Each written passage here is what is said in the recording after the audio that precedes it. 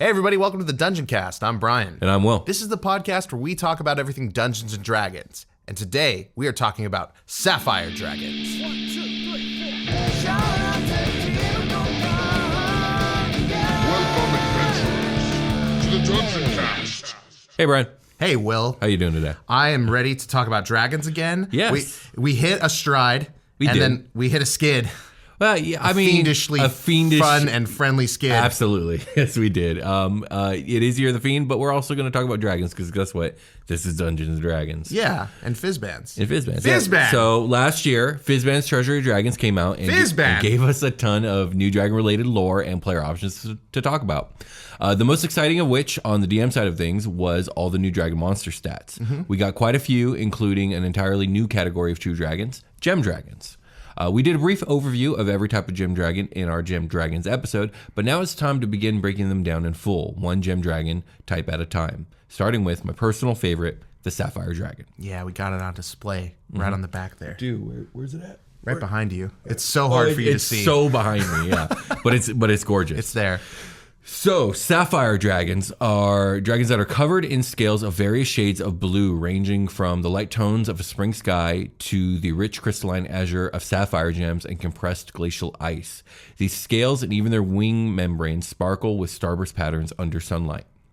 The psionic nature of blue dragons is obvious in their actual physical appearance as well, with many of the horn and bone structures of their bodies, including their tail barbs, being disconnected separate pieces unattached from their bodies. These pieces float in place, held aloft by psychic energy, so long as the dragons live. These levitating horns and spines shift slightly with the dragon's moods, bobbing in amusement or flaring with anger. A sapphire dragon's pupils fade as they age, and by the time it becomes an ancient dragon, its eyes are featureless glowing sapphire orbs. Even with the obvious differences between the two species, though, sapphire dragons can and are sometimes mistaken for blue dragons.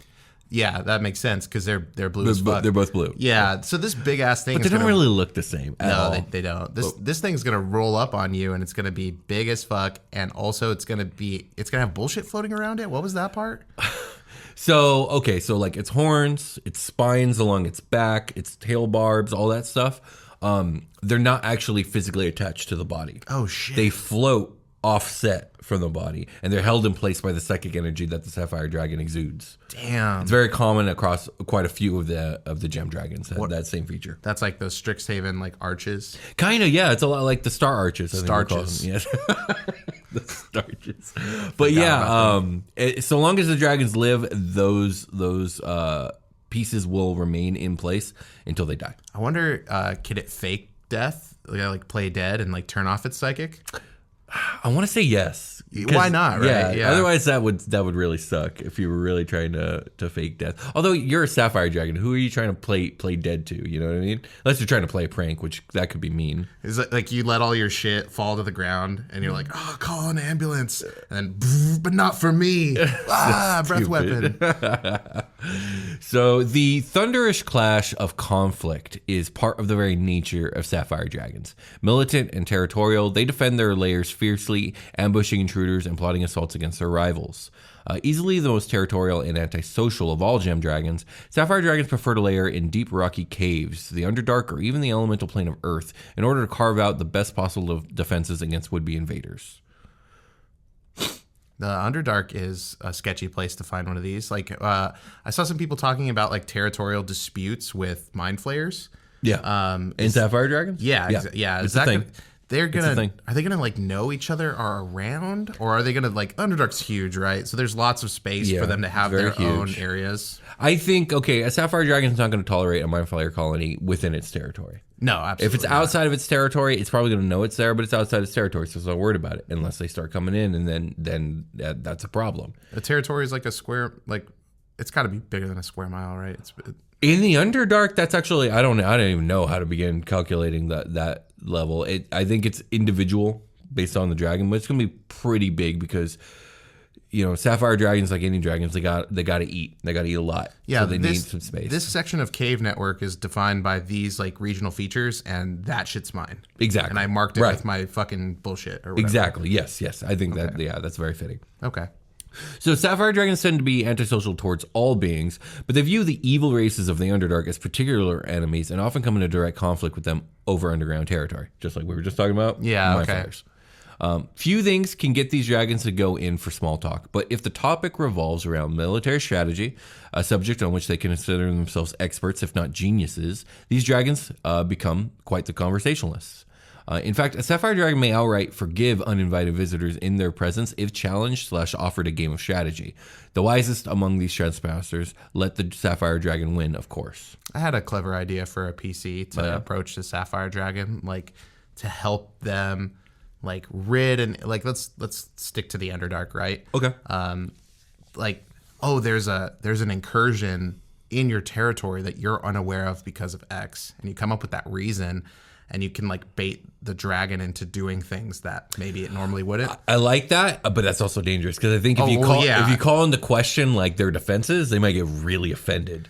Yeah, you'd have to come up with like a good reason, like, hey, I know you're the best, but like, here's what's going on. I wanted to bring it to your attention. I only found out about it because it tried to kill me. Yeah, absolutely. I can't possibly defeat it. I know it's in your interest. Yeah, I think stoking the ego is very important for any dragon, but dragon. especially Sapphire Dragons.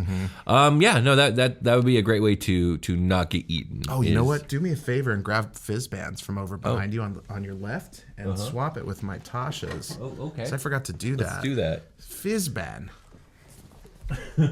Yeah. So check out our YouTube channel where we have like books on display. I mean, should we move the Sapphire Dragon so the audience can see it? Because I don't know if they can see it behind my shoulders. Maybe not. Come hang out with me, buddy. All right. Yeah, that is a huge and gorgeous mini. When they show up in the box, one of the wings is detached because It makes can't sense. fit. Yeah, that makes a lot of sense. And so I took it out. I was like, oh shit. And then I noticed in the back against like the painted like inside of the box that it was like in another piece of plastic. Okay, gotcha. That's very, very cool. The detail on it, the only detail about it I don't like on this mini is very close up. You can tell these are just like stars painted on. Like they're just little lines. Yeah, that's supposed And to be it the looks a little shine. cheesy face up or like straight up like close like that. But as the second you like set it down on the table, it like kind of gives it the effect I think they're going for. I think so. Yeah. Okay. So the warlike Sapphire Dragons constantly devise strategies and ambushes based on their ability to maneuver underground. Sapphire Dragon often refrains from striking immediately, preferring to assess intruders first in order to devise the most advantageous approach to dealing with them. They're the black pieces in chess. Or did I have that backwards? The black- white goes first. White does go first. So I guess, yes, they are the black pieces of chess. That took me a minute to understand, but yes, black goes second. I feel like you have a strategic advantage going first most of the time. But I kind of get like if you're defending your territory, why you would wait. I think most people choose to go second in chess. Really? I think there's a reason for that. Yeah. Oh, okay.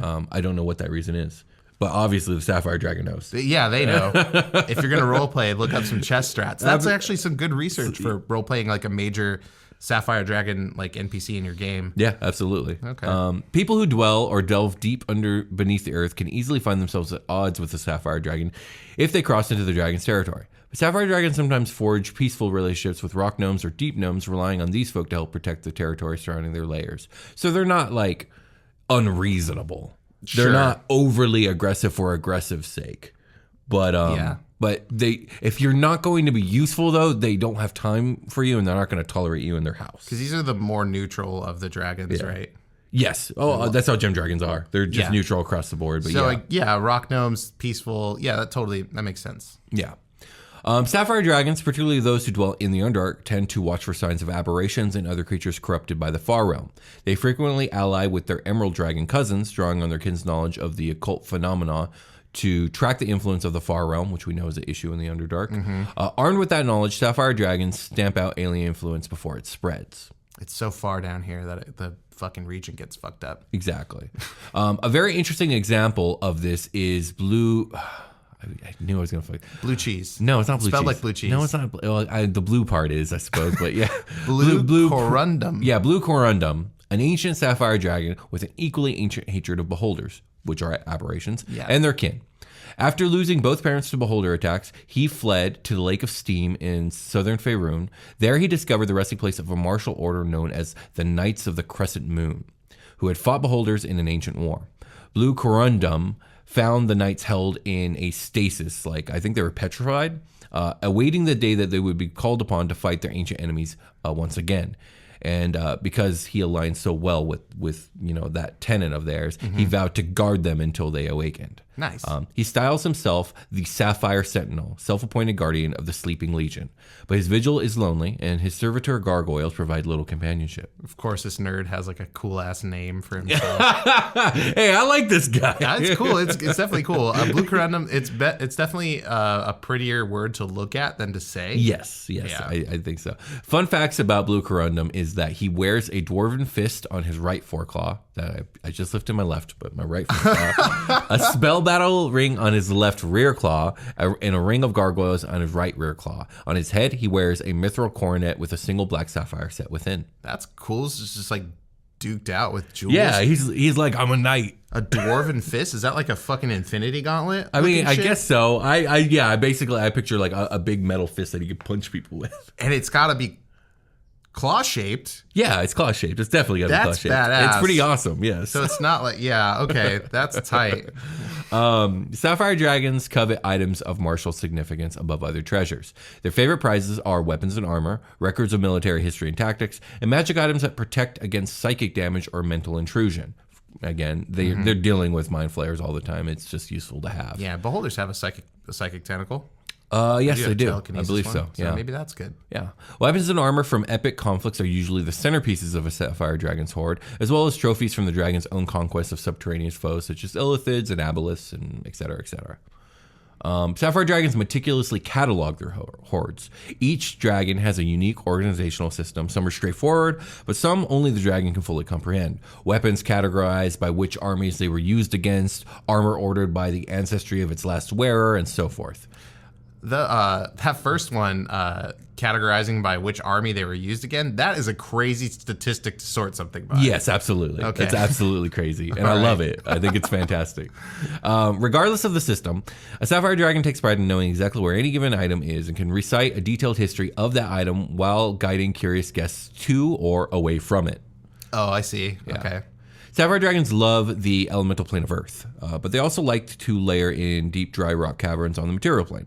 Sapphire Dragons make their lairs in enormous caverns and complex tunnels. As they grow older, they continually renovate their lairs using their tunneling abilities and their command over stone via magic.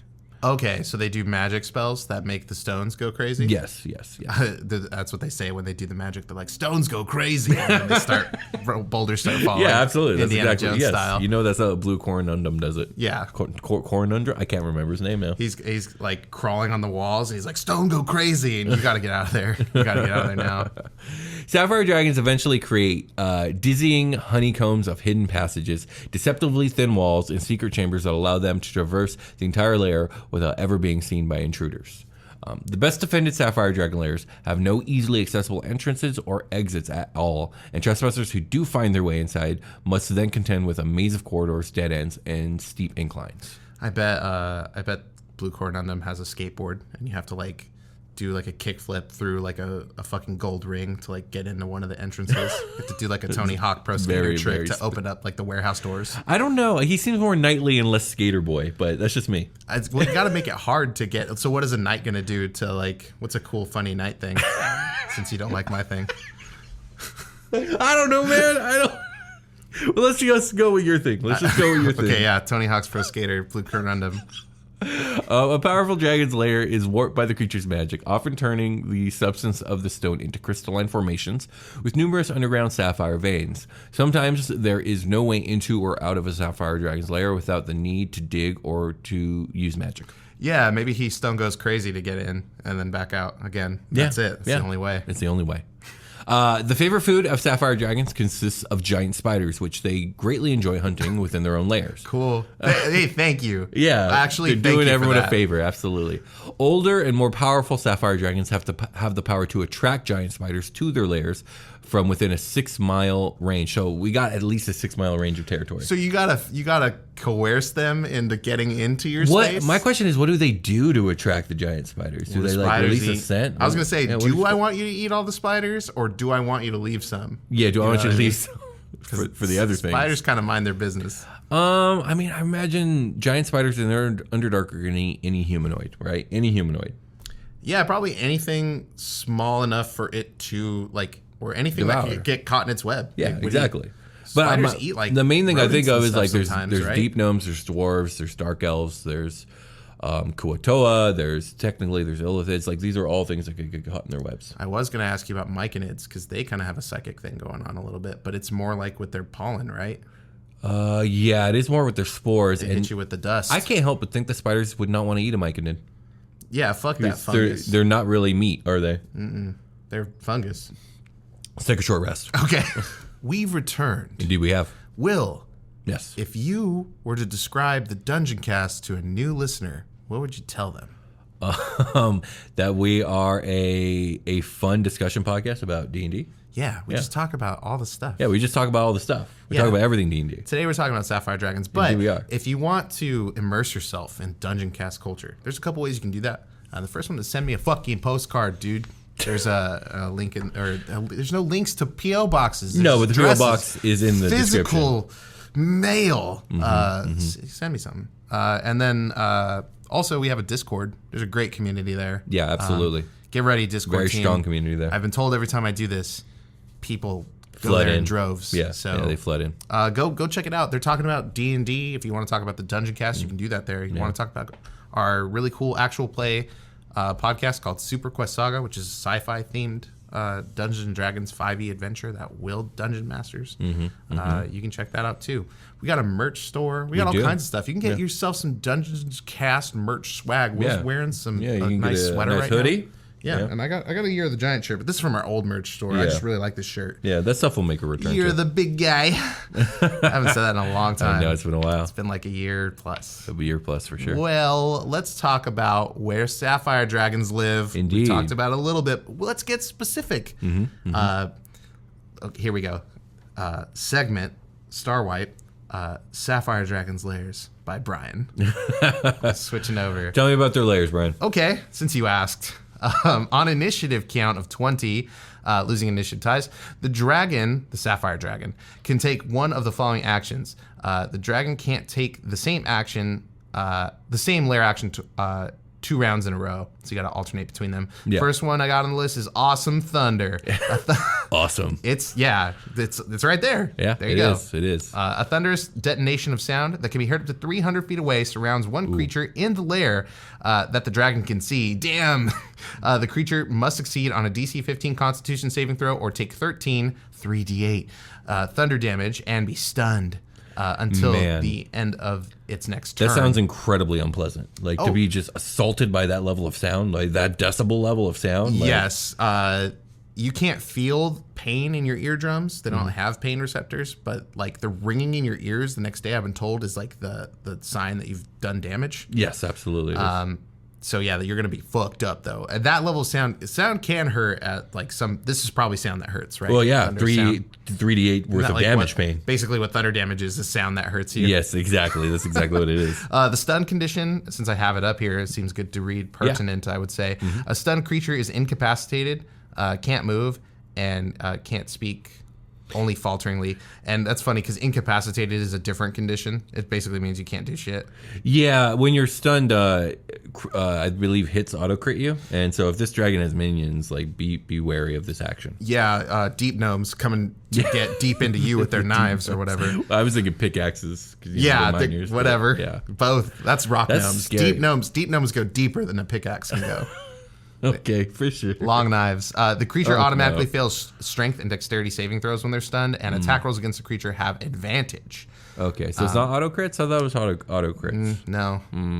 That might be a home thing. Maybe that's an incapacitated thing. Maybe, but if you're also incapacitated, why would they include this sign? I'm not going to go to incapacitated right now. We can talk about that another time. We need to get to Beguiling Whisper. Yeah. The dragon telepathically whispers to one creature within range of the dragon's telepathy. The creature must succeed on a DC 15 Wisdom saving throw or be charmed, unless you're an elf, by the dragon until initiative count 20 on the next round. A creature charmed in this way obeys, to the best of its ability, any command the dragon issues that isn't directly harmful to the creature, which is how most like low-level charm stuff works. Yeah. That's how it Charmed is a charmed creature can't attack the charmer or target the charmer with harmful abilities or magic effects, so that's cool. And the charmer has advantage on any ability check to interact socially with the creature. So it can manipulate you a lot. Very heavily. Is Stone Passage another one? Yeah, Stone Passage is next. Okay. What was the keyword? What was the phrase there? A layer action? Stone Go Crazy. Go crazy. This is called Stone Go Crazy. Yeah. The dragon touches a section of stone up to 30 feet in any direction, says the word Stone Go Crazy, and the dragon can shape the stone to open or close a passage through a wall as long as the wall is less than 10 feet thick. Why are you Stone laughing? Go It's just what it Crazy. says. Sure. Yeah. Regional effects. Moving crazy. on. Regional effects. The region surrounding a legendary Sapphire Dragon's lair is altered by the dragon's magic, creating one or more of the following effects. Crystal profusion.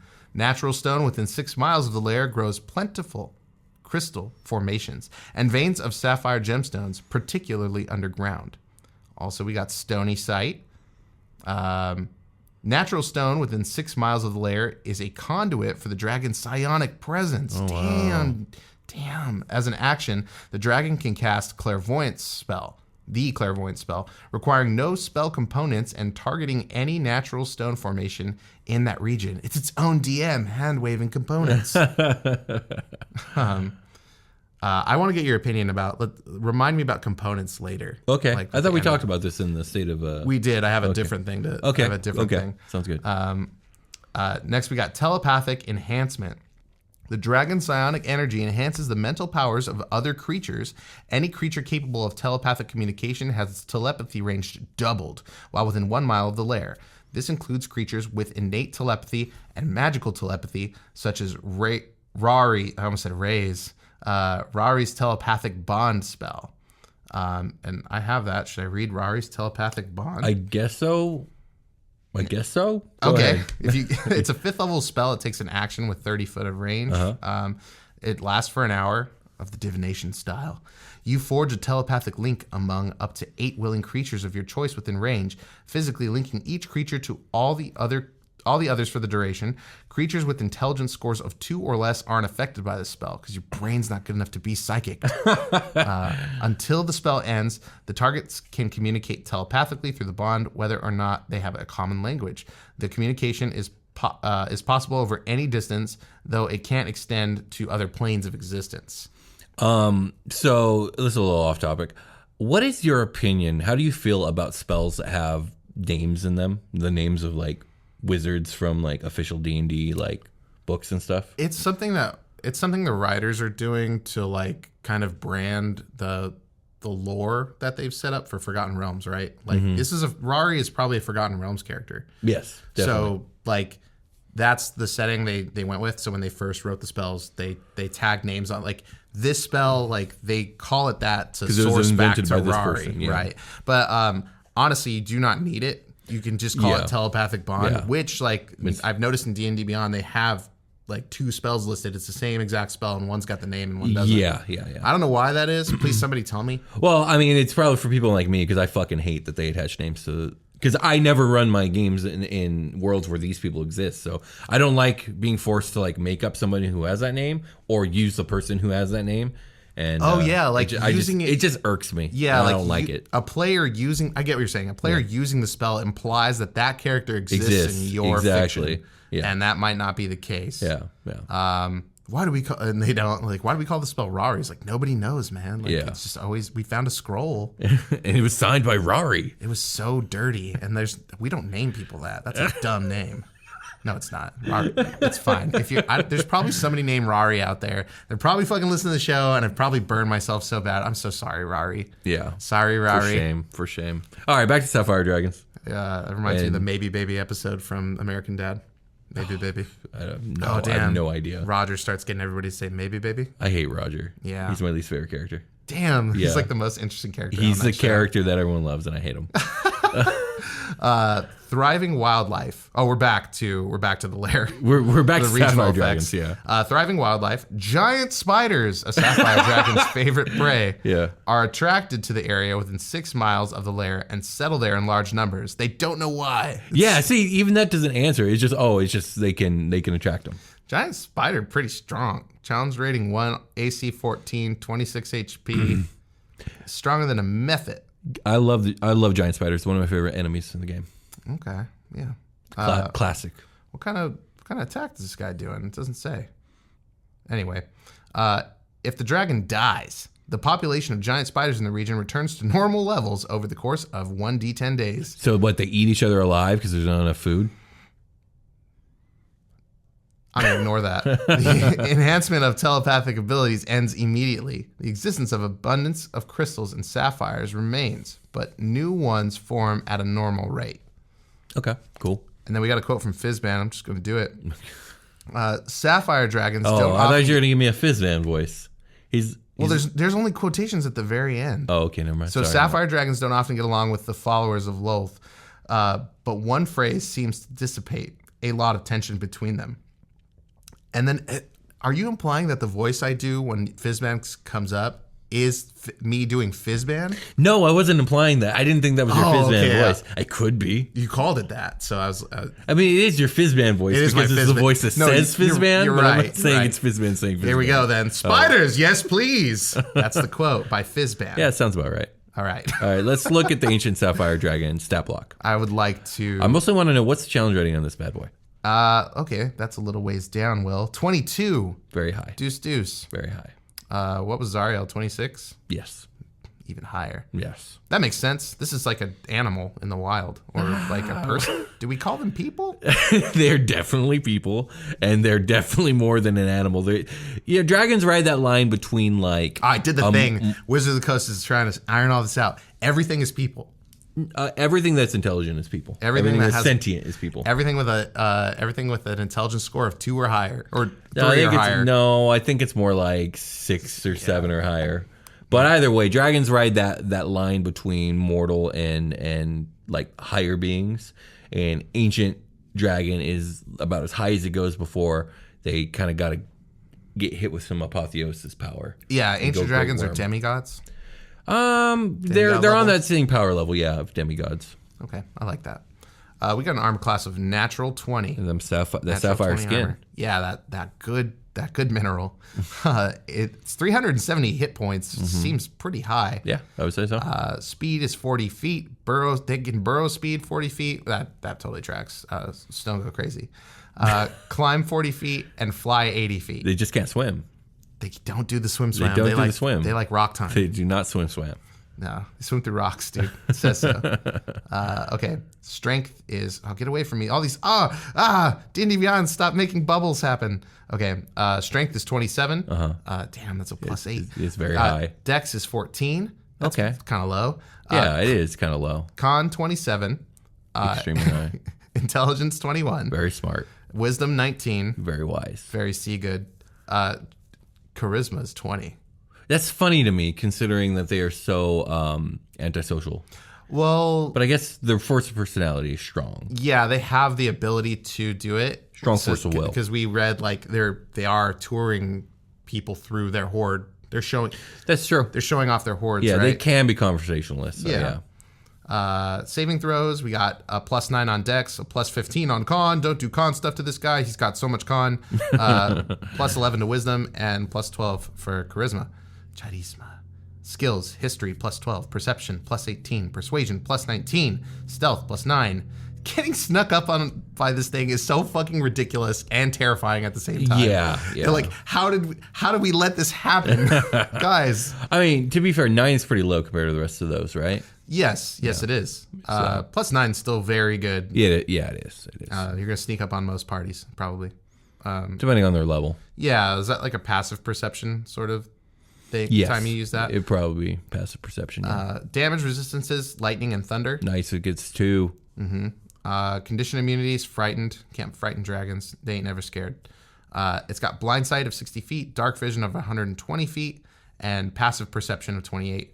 Blind sight is like that Toph Beifong, like feel the earth sort of thing.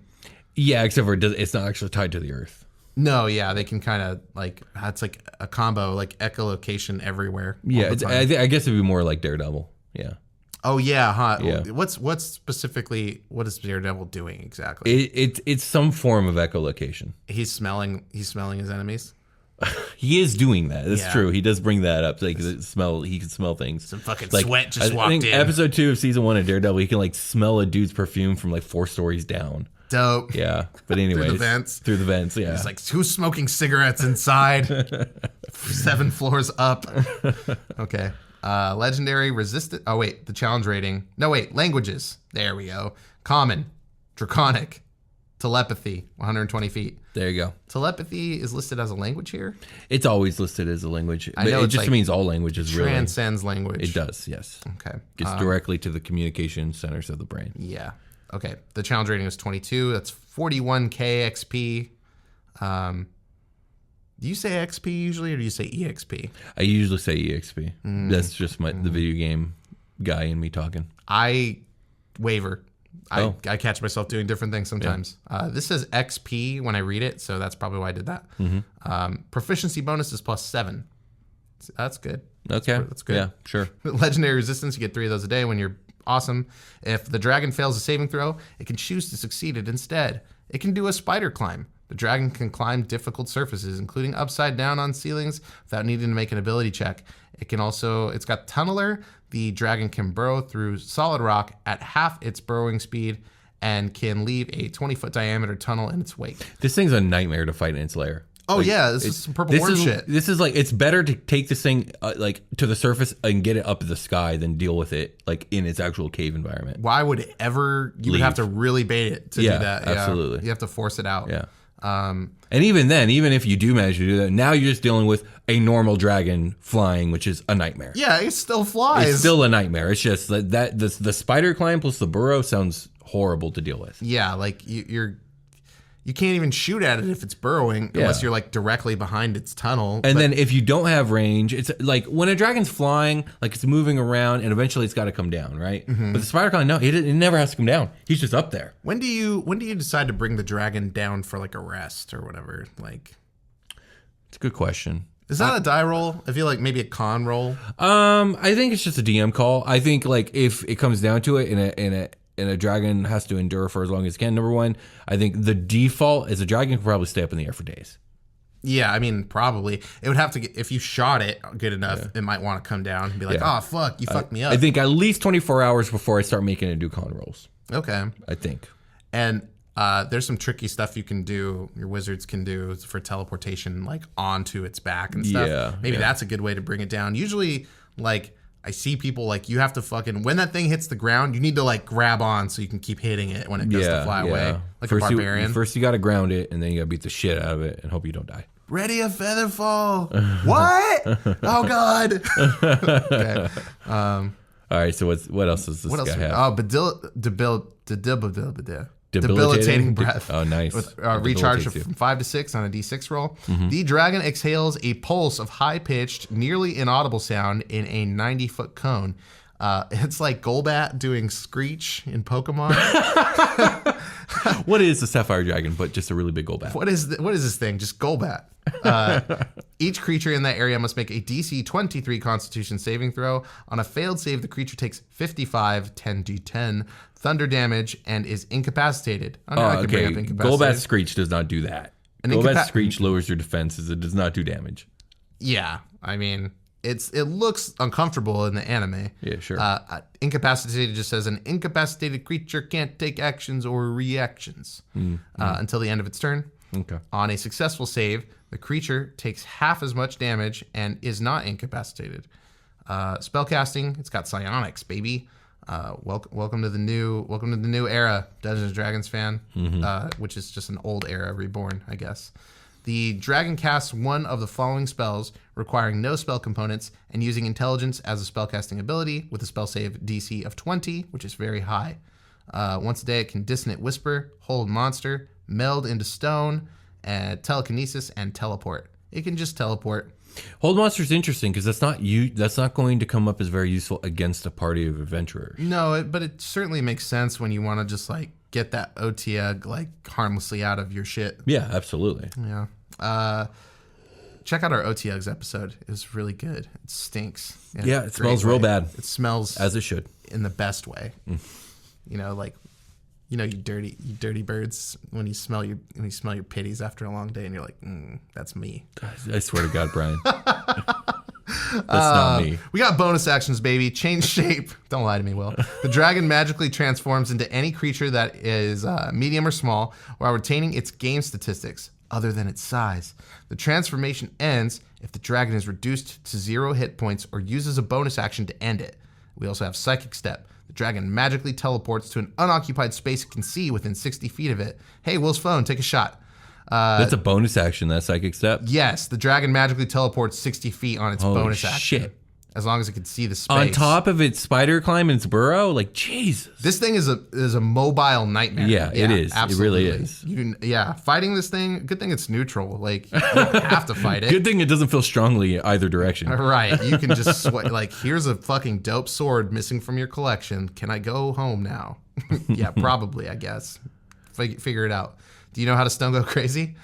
Legendary actions. The dragon can take 3 legendary actions, choosing from the options below. Only 1 legendary action can be used at a time, and only at the end of another creature's turn. The dragon regains spent legendary actions at the start of its turn. That's how legendary actions work, just in case you've never heard them before.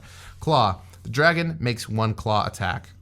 Okay. It doesn't have any stats on it. That was over here. Claw it's the claw attack. Did I read these actually? No, but I mean, it gets a bite and it gets a claw. We don't really got to rehash that. They're at plus 15. They hit for 19 and 15. Yeah. The bite is 19, the claw is 15. Yeah. Psionics costs 2 of these 3 legendary actions. The dragon uses Psychic Step or spell casting. So it can use Psychic Step and teleport or just like cast one of its spells. Yep. Telekinetic Fling costs all 3 of its actions. The dragon chooses 1 medium or smaller object that isn't being worn or carried that it can see within 60 feet of it, and it magically hurls the object at a creature it can see within 60 feet of the object. The target must succeed on a DC 20 dexterity saving throw or take 42 12d6 bludgeoning damage. So hurl giant boulder. Basically, yeah. Well, hurl medium boulder? Medium boulder? Medium or smaller object. Okay. A medium-sized boulder is huge. Medium-sized boulder fuck you up. Like a 5 foot by 5 foot cube of rock. Yeah. Yeah. I saw a piece of armor in like the French, was it the French Revolution? It was just like got hit by a cannonball. Oh, yeah, just torn through. Probably not the French Revolution, huh? Probably like an actual battle. Was there battles going on? I don't, like, here I go. I shouldn't talk about history. I mean, Napoleon would have been right after the French Revolution, and there's lots of cannons. Yeah, were people getting hit with them on that? Yes. During that? During the Napoleonic Wars, yes. Maybe it was somewhere, I don't know, it was just some post I saw, but it looked crazy because that fool died. Yes, absolutely. He had a hole blown through. All the way through. Yes, absolutely. It's like, damn, they got that shit clean. It wasn't clean like that. They can't display shit without cleaning it. It had some tissues on it, you know what I mean? Yeah, I'm sure it did. Yeah. That's the whole stat block. My favorite part was the spider climb because it was super implied, but like now that it's here. Yeah, the spider climb plus tunneling plus teleportation. I love this thing. This is what I want out of a dragon stat block. I want this dragon all over the place doing all kinds of crazy shit. I want it to be a terror to my players. They never know where it is, where it's coming from. Is it going to hit them psychically? Is it going to hit them with its debilitating breath? Is it going to just fucking eat them alive? Like, you can do, strategically as a dungeon master. And it can fly. Separate from like the strategy the NPC would employ, you can do many, many things with this. Yeah, absolutely. And like kind of making a combat happen with circumstance in the game with this, like, is totally feasible. Yeah, absolutely. Yeah, that's why they make stat blocks, so you can kill shit. Anything else you want to talk about the Sapphire Dragon? Oh man, wingspan is so nice, so big. Yes, it's a very good design. It's good. Yeah, it's a nice looking dragon. It's very sleek, cool. It's my favorite of the gem dragons. And it's got angles too. It's not just smooth, curvy stuff. Also angles. Right angles. Nah, man, this is cool stuff. What's it burrowing with? Do you think the wings? I think it's burrowing a little bit with the claws and its horns, but probably mostly psionically. Does it eat the shit out of the rock like onyx? No. I think this is a psionic endeavor for the most part. Oh yeah, now that plus they do this Stone go crazy. Stone go crazy. Like, yeah. Now I'm looking at the image in D&D Beyond from Fizban's. I see the little floaty pieces. Oh, yeah. You understand it. Yeah. It's more pronounced than some of the other artwork of like the Amethyst Dragon. I was just about That's to a big say one, it's yeah. very subtle here. Yeah, it's much more subtle with this one. But all right, I think we can get ready for a long rest. I think we should. Let's do it. Hey, everybody, welcome to the long rest. This is the part of the show where we're gonna shout people out on Patreon first, I think, Yeah, absolutely. and then what? Including the ones that we missed. Yes. Okay. So we promised we would find you, and we did found you. with help. We needed did. help. We needed help. We got help. We got help. We got some of the best help in the fucking game. You know who you are. Thank you. Thank you so much. Okay. Done crying. Let's get these lists going, Will. Let's go. Yeah. You know what? You're right. Let's go. Andrew. Okay, we're going to start with the missing ones. This is way back from like November 21st Yeah. to December 13th is the dates on these. So sorry, guys. It's been a little while. It's fucking last year. Okay. Andrew. Oh, shit. Ebersbaker. Andrew Ebersbaker. Thank you, Andrew. Thank you, Andrew Ebersbaker. Julian Spurgle. Thank you, Julian. Thank you. Julian Spurgle. Hey, thank you, Julian. Tina Marie Grazat. Thank you, Tina Marie. Thank you, Tina. Thank you. Oh, Will, it's the last mile. It's the last mile. It is. Will, That's it's it. the last mile. It's They're the on the last missing mile. one and they're on the next one. They are. We're going to do two. We We're gonna we do should two do for the two. last We mile. should do two for Maybe the we last should mile. shout them out on every episode. At this point, maybe. It's just like kind of just floating the ship. Thank you. Thank you, the last mile. Thank you. No, really though. Thank you. Jeff Fitzgerald. Thank you, Jeff. Thanks for upping, Jeff. Good job. TL Bainter. Thank you, TL. TL Bainter. Bain. And then Jacob Gibson. Thank you, Mr. Gibbs. Thank you, Jacob. I know this guy. Oh, you do? I know him. You know Jacob in Gibson? person, yeah. Oh, who is he? I work with him. Oh, okay. Well, thank you, Jacob. Thanks, Mr. Gibbs. He said to call him that.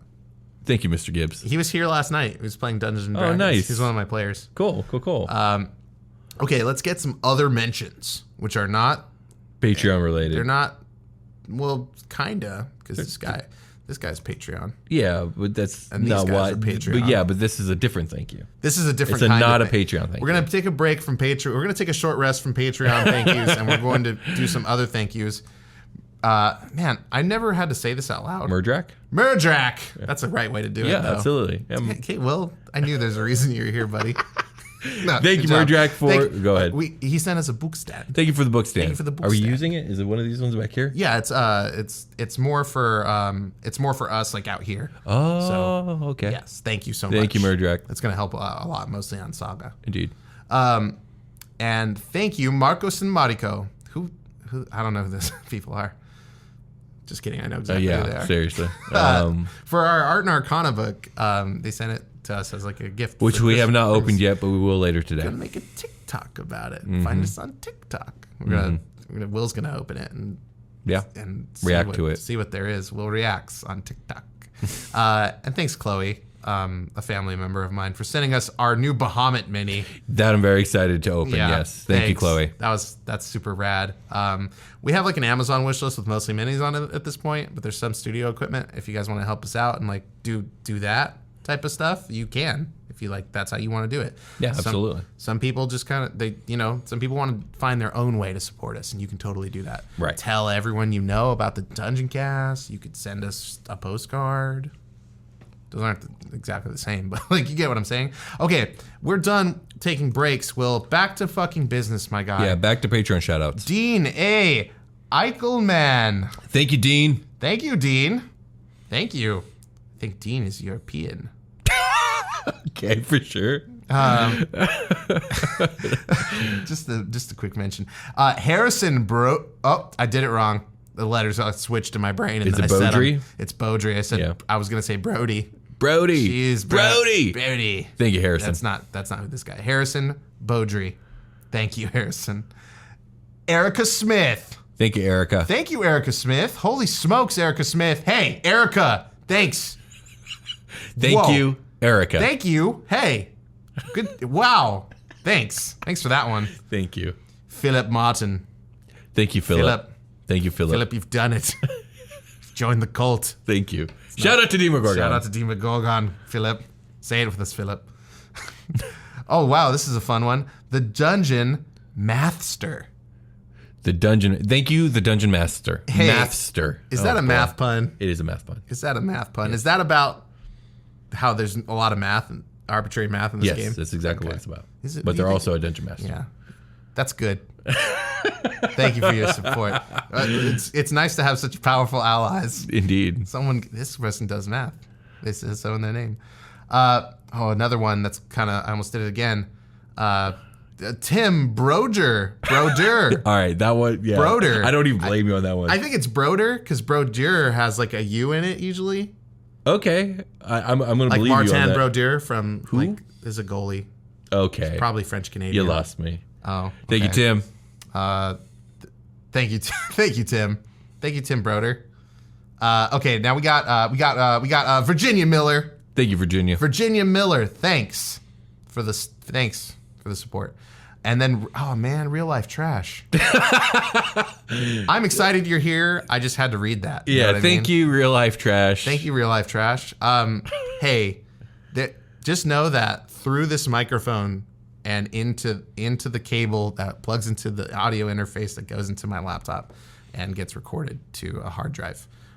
That recording then gets uploaded to our podcast hosting service and then gets broadcasted via internet to probably your phone, your or device, computer, whatever device, through whatever podcasting app you decide to listen to, or YouTube, because that's where we and then into host your the show. speakers, and into your ears, speakers, and into your ears, and then into your brain. Those vibrations are filled with love. So thank you for letting us into your brain. You are my favorite trash, real life trash.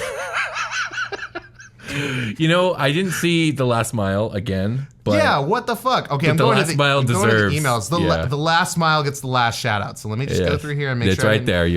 Scroll down. There, you're hovering. Oh, that's why. Yeah, Yeah, that's why. that's I see why. Yep. When you're upping, and you've been upping for a while, and you know what? We're never gonna let you down. We're gonna hold you up. Because everything must come down, and you can naturally come down yourself, but we'll be there to catch you the last mile. Indeed, we will. The last mile where you live will be there. To, like, there's that like heartfelt run your brother across the finish line after he almost sets like a world record on some marathon or whatever. Is that a thing? That's It was a like thing? it was some story. Once again, scrolling the But gram. that's what late we're at doing night. on The Last Mile's Last Mile. Will, last night my kid would not sleep. Oh man, And I'm sorry. So neither did I. Yeah, So you're- Liam's been going through a teething thing. Ah, So- man. so Oh, I feel that's the bad worst, man. I feel so bad you for put him. the little gel on the gummies. I heard. I don't know. We're not sure if that stuff was like. We haven't okay done that to do yet. or not, you know what I We've mean? done the thing where he chews on like cold like fruit or Ballin'. like frozen like popsicles. I had an old school Nintendo controller, like the original Nintendo. Yeah. That was like a teether. Oh yeah, we got him a teething ring too. just like- I didn't get to choose the teething ring, but it's weird because it looks like a green hand. I'm like, why are we giving my child a green hand to chew on? But I mean, kids like to eat their hands. Some kids oh, okay, there you go. So now it makes sense to me. Yeah. All right, we've moved away from Patreon. Thank you, The Last do. Mile. Thank you, the last mile. we will always carry you across the finish line if you need it. I think you're good. I think you're fine though. I think you can do. I'm pretty We sure believe can in do- you. I'm pretty sure they can do anything. Yeah, absolutely. They can They're do anything. unstoppable. They're fucking. I can't stop them. I don't want to either. Can't stop, won't stop them. Can't stop them, won't stop them. All right, I think it might be time for us Is to that get the ready end to of- call it a is that game. the end of the game? It's the end Let's of the call game. it a game. Hey, the last mile though. We'll talk to you guys later. Thank you. Thank Bye. you. Thank you, Last Mile. Fine.